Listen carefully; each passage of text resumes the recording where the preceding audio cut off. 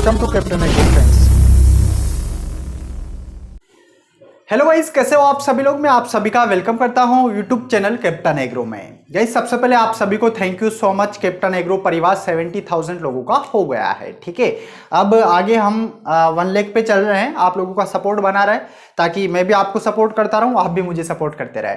इसके ऊपर अलग से वीडियो तो नहीं बनाया मैंने, लेकिन जब 1 लाख सब्सक्राइबर हमारे हो जाएंगे तो अलग से वीडियो अपन बनाएंगे जिसमें सेलिब्रेट करेंगे, ठीक है। आई होप आप लोगों को सब कुछ समझ में आ रहा होगा जो भी यहाँ पर आपको पढ़ाया जा रहा है। आने वाले 1 मंथ के अंदर आपको काफी ज्यादा एग्रीकल्चर के बहुत अच्छे अच्छे वीडियोस यहाँ पर मिलने वाले हैं जिनसे आपको काफी ज्यादा हेल्प मिलेगी। आपके एग्जाम जो है अभी जैसे जेट के एग्जाम की डेट आ गई है, बाकी आईसीआर, बीएचयू, पेट इनकी भी डेट जल्द आ जाएगी। बस आप तैयारी करते रहे बिल्कुल अच्छे से। आपको एक बार फिर से थैंक यू सो मच। आज हम यहाँ पर पढ़ेंगे पिजन पी। आज हम क्या पढ़ने वाले हैं? Pigeon P. अरहर हम पढ़ने वाले हैं, तूर की दाल हम पढ़ने वाले हैं। देखो आपको सिलेबस के अकॉर्डिंग पढ़ाया जा रहा है। सबसे पहले हमने हॉर्टिकल्चर स्टार्ट किया था।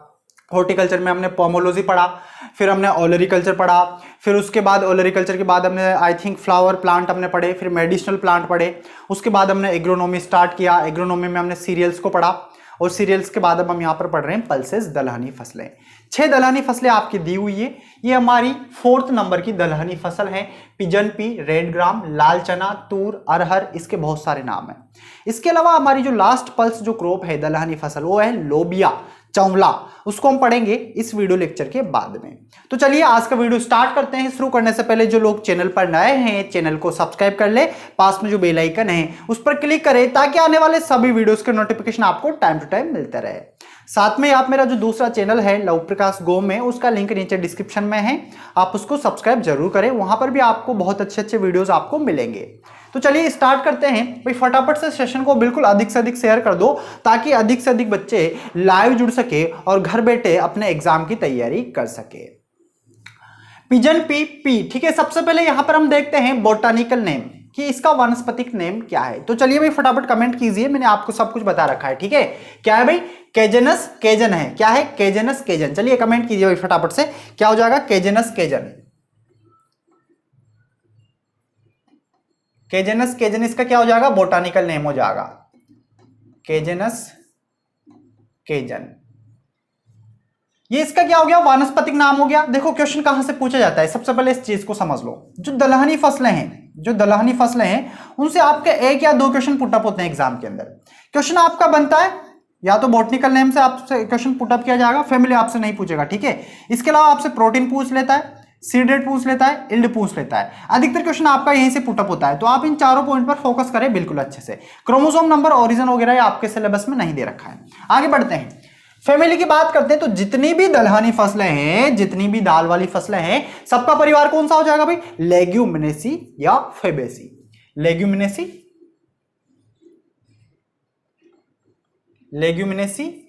या फेबेसी। इसका क्या हो गया? परिवार हो गया। ओरिजिन की बात करें कि इसका उत्पत्ति स्थान, नेटिव कहां से है, तो भाई इसका नेटिव कहां से है? चलिए कमेंट कीजिए। इंडिया एंड अफ्रीका, दोनों कंट्री को इसका ओरिजिन माना जाता है। इंडिया एंड अफ्रीका, बिल्कुल अच्छे से याद रखना। आगे बढ़ते हैं, क्रोमोसोम नंबर कितने होते हैं भाई? क्रोमोसोम नंबर कितने होते हैं? 2n = 22। 2n = 22, मतलब जितनी भी दलहनी फसलें हैं सब में आप 2n = 22 लगा दे, आपका राइट आंसर जाएगा। इसके अलावा जैसे हम बात करें, जैसे मैंने आपको ग्राम पढ़ाया, चना मैंने पढ़ाया था, उसमें क्रोमोसोम नंबर 2 होते हैं। एक तो देसी के अलग होते हैं और काबुली के अलग होते हैं। देसी के कितने होते हैं भाई? 2n = 14 होते हैं और विदेशी काबुली 2n = 16 होते हैं। देखो ये बार बार रिवाइज क्यों करवाता हूं मैं आपको, ताकि आपको याद रहे, मतलब परमानेंट कि आप क्या पढ़ रहे हो, क्या पढ़ा था, क्या याद है, क्या नहीं है, ठीक है। तो बिल्कुल अच्छे से याद रखते हुए चलना। प्रोडक्शन की बात करते हैं तो इंडिया में सर्वाधिक प्रोडक्शन होता है, इंडिया।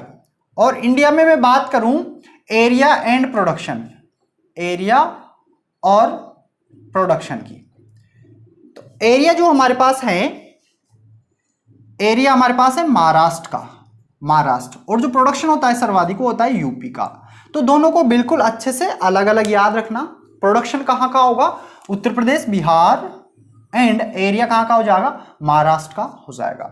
क्लासिफिकेशन की बात करते हैं तो देखो ये जो दलहनी फसल है, एक ऐसी दलहनी फसल है सबसे ज्यादा, एक तो मतलब एक तरीके से लंबी अवधि तक दलहनी फसलों के अंदर सबसे जो लॉन्ग टाइम पीरियड है, जो ड्यूरेशन है, वो इसी क्रॉप का है। तो आपको इस तरीके से आपको याद रखना है कि सबसे लंबी एग्रोनॉमिक क्रॉप में सबसे लंबी अवधि वाली फसल कौन सी है, तो पिजन पी है। क्या याद रखना है आपको, पिजन पी। दूसरा हम यहां पर देखें, इसके अलावा ये एक तरीके से हम इसको बहुवर्षीय फसल बोलते हैं। अगर पूछा जाए कि दलहनी फसलों में बहुवर्षीय फसल कौन सी है, नोट करना गाइस सभी को, तो क्या हो जाएगा, पिजन पी, रेड ग्राम, जिसको तूर भी बोलते हैं क्योंकि लाल चना, ठीक है ना, लाल कलर होता है इसका। आगे बढ़ते हैं, तो इसमें आपको दो वेराइटीज देखने को मिलेगी, मतलब दो तरीके का क्लासिफिकेशन देखने को मिलेगा। दोनों का टाइम पीरियड अलग अलग होता है, एक तो होती है एनुअल और एक होती है बीनियल, मतलब एक बहुवर्षीय और एक वर्षीय, ठीक है। तो क्लासिफिकेशन में पहला आता है हमारे पास केजेनस केजन वेराइटी बाइकोलर। ये वाली जो तूर की दाल होती है, ये होती है बहुवर्षीय। कैसी होती है, बहुवर्षीय, बीनियल, बहुवर्षीय। अब आगे बढ़ते हैं, इसके बारे में थोड़ा सा और जानते हैं। बॉटनिकल नेम बिल्कुल अच्छे से याद रखना, केजनस केजन बाइकोलर। और इसमें जो शाखाएं हैं वो अधिक निकलती है, ब्रांचेज क्या है, शाखाएं अधिक होती है। अब शाखाएं अधिक होती है और इसकी जो पॉड होती है, भाई पॉड जानते हो ना, फली, पॉड, उसमें करीबन 4 से 5 सीड बनते हैं, 4 से 5 दाने बनते हैं। और इसको उगाया जाता है उत्तर भारत में। कहां पर उगाया जाता है, उत्तर भारत में इसको उगाया जाता है। यह हमारा पहला क्लासिफिकेशन हो गया। इसके बाद में दूसरी आती है केजेनस केजन फ्लेविस, ठीक है ना, केजेनस केजन वेराइटी फ्लेविस। ये है एक वर्षीय तूल की दाल, एक वर्षीय दलहन, ठीक है। और इसमें जो शाखाएं हैं वो शाखाएं कम होती है, शाखाएं कम होगी, ब्रांचेस। एंड उगाया कहां पर जाता है, तो इसको साउथ इंडिया, दक्षिण भारत में इसको उगाया जाता है। इसका जो पॉड होता है, पॉड, भाई समझ लो गाइस सभी, पॉड में 3 से 4 दाने बनते हैं। तो दोनों में इतना सा डिफरेंस है। क्वेश्चन किस तरीके से पुटअप किया जाएगा, आपसे पूछा जाएगा कि निम्नलिखित में से बीनियल कौन सी है, एनुअल कौन सी है। तो एनुअल एक वर्षीय तो केजेनस केजन फ्लेविस है, और केजेनस केजन बाइकोलर जो है बहुवर्षीय दलहन फसल है तूर की। यहां पर इसमें शाखाएं ज्यादा होती है, इसमें शाखाएं कम होती है। इसके पोड में 4 से 5 दाने बनते हैं, इसके पोड में कम दाने बनते हैं, 3 से 4। यहां पर हमने देखा इसको उत्तर भारत में उगाया जाता है, इसको दक्षिण भारत में उगाया जाता है, ठीक है। तो दोनों में डिफरेंस अच्छे से याद रखना, क्लासिफिकेशन बिल्कुल अच्छे से याद रखना, याद आपको हो जाना चाहिए, ठीक है, क्योंकि ज्यादा कुछ इसमें नहीं है। जैसे हमने ग्राम के अंदर पढ़ा था, मतलब दलहनी फसलों में जितना हमने पढ़ा ना, वो सबसे ज्यादा हमने ग्राम चने में पढ़ा था, क्योंकि वहीं से अधिकतर क्वेश्चन पुटअप होते हैं। तूर वगैरह से बहुत कम चांसेस होते हैं क्वेश्चन पुटअप होने के। हो सकता है आपसे बॉटनिकल नेम पूछ लिया जाए, मतलब इस तरीके से पूछा जाता है, केजेनस केजन दे दिया जाएगा और आपसे बोला जाएगा कि बताइए बॉटनिकल नेम किसका है। तो इसीलिए आप बॉटनिकल नेम पर फोकस करें, बिल्कुल अच्छे से याद करें। आगे बढ़ते हैं, आगे हम बात करते हैं रूट्स की। तो इसमें जो रूट्स होती है वो कैसी होती है, हाइपोजियल होती है। हाइपोजियल, भाई 2 प्रकार की रूट होती है, एक तो एपीजियल होती है, मतलब एपीजियल जर्मिनेशन, और दूसरा होता है हाइपोजियल जर्मिनेशन। हाइपोजियल जर्मिनेशन मतलब होता है अधोभूमि, मतलब आधा जर्मिनेशन बीज अंदर जमीन में रहेगा, फिर उसके बाद से वो उगेगा। एक होता है एपीजियल, एपीजियल में क्या होता है, बीज जो है जमीन पे पड़ा है यहाँ पे, तो ऊपर उठेगा, ऊपर उठता उठता आएगा, फिर 2 उसके जो कोट होता है वो कोटिलिडन क्या होंगे, टूट जाएंगे, 2 अलग अलग उनसे पत्तियां बनेगी, ठीक है, फिर धीरे धीरे पौधा आगे बढ़ेगा। तो इसमें जो जर्मिनेशन होता है वो हाइपोजियल जर्मिनेशन होता है, अधोभूमिक हाइपोजियल जर्मिनेशन। भाई हाइपो मतलब होता है अंदर, और जियल मतलब होता है एक तरीके से जर्मिनेशन, जमीन के अंदर, अर्थ, ठीक है। तो इस तरीके से आप याद रखना, इसको हिंदी में बोलते हैं अधोभूमिक। ऑप्टिमम टेम्परेचर, इसके लिए सूटेबल टेम्परेचर, तापमान कितना होना चाहिए अरहर के लिए, तो अरहर के लिए सूटेबल ऑप्टिमम टेम्परेचर 25 से 32 डिग्री सेल्सियस होना चाहिए। कितना होना चाहिए दोस्तों, 25 से 32 डिग्री सेल्सियस होना चाहिए। गाइस आप सेशन को बिल्कुल अधिक से अधिक शेयर करते रहे, और अगर आप लोगों ने अब तक वीडियो को लाइक नहीं किया है तो वीडियो को लाइक जरूर कर दे।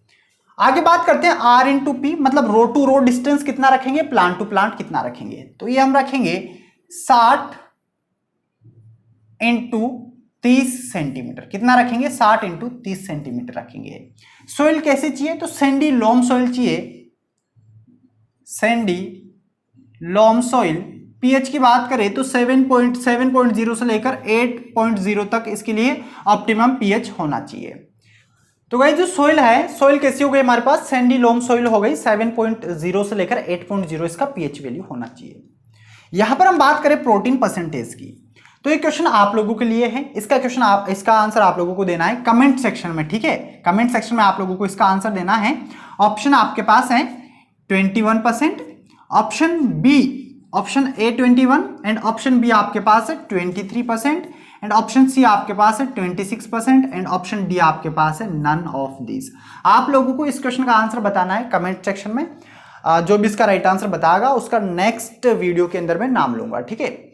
सीड रेट की बात करते हैं कि बीज दर कितनी चाहिए, तो इसमें बीज दर चाहिए 12 से 15 केजी प्रति हेक्टेयर। तो इसको इंटरक्रॉपिंग के लिए भी उगाया जाता है। तो इंटरक्रॉपिंग में अगर हम बात करें बीज दर की मिक्स्ड की, ठीक है ना, यहाँ पर इंटरक्रॉपिंग हम लिखेंगे। तो इंटरक्रॉपिंग में जो हम इसकी बीज दर लेते हैं वो लेते हैं 5 से 6 केजी प्रति हेक्टेयर। कितनी लेते हैं? 5 से 6 केजी प्रति हेक्टेयर हम बीज दर लेते हैं। फर्टिलाइजर की बात करें तो फर्टिलाइजर में हम यहाँ पर एनपीके डालेंगे, एनपीके, और कितना कितना डालेंगे? ये डालेंगे हम 20, 80, 40 केजी प्रति हेक्टेयर की दर से हमें क्या डालना है? फर्टिलाइजर खाद डालना है। तो ये हमारी बेसिक इंफॉर्मेशन हो गई केजेनस केजन के बारे में। आगे हम बात करते हैं वेराइटीज की। तो 3-4 वेराइटीज इसकी होती है, अर्ली होती है, मीडियम होती है, लॉन्ग होती है, ठीक है, इस तरीके से। लेकिन यहाँ पर जो वेराइटीज इंपॉर्टेंट है उस तरीके से मैं आपको इसको समझा देता हूँ। वेराइटीज, सबसे पहले वेराइटीज आती है अर्ली वेराइटीज। अर्ली वेराइटीज क्या होती है दोस्तों? मतलब ये टाइम पीरियड की मैं बात करूं तो 120 से लेकर 150 दिन में जो वेराइटीज पककर तैयार हो जाती है वो अर्ली वेराइटीज हैं। और इसमें कौन कौन सी वेराइटीज आती है इसको समझना। इसमें हमारे पास जो वेराइटीज आती है वो आती है यूपीएएस